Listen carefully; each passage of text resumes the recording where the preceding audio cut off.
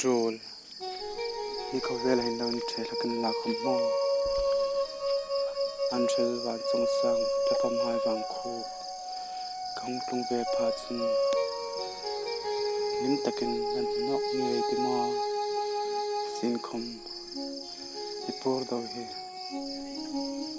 o wan tak ka ti de roll tha karol ngai famin ma ma sin khom tho thai kan ni sin ma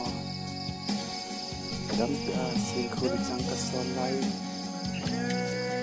son no te ma kham tho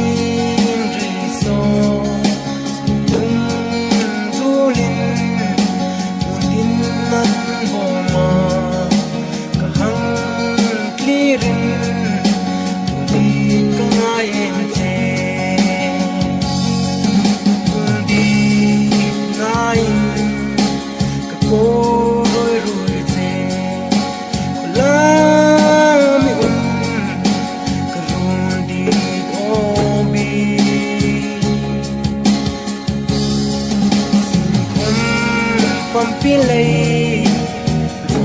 in Lord to see.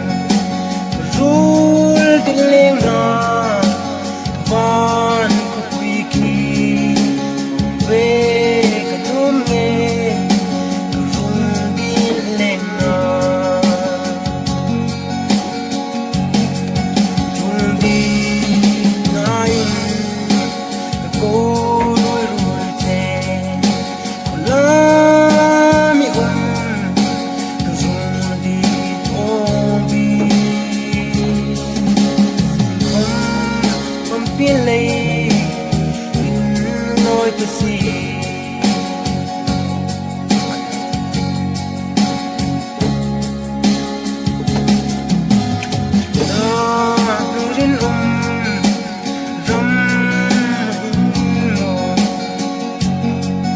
rul di lo in che la del pan sim ram ka kun ve pa che na bi ture no mai ni rul di na ko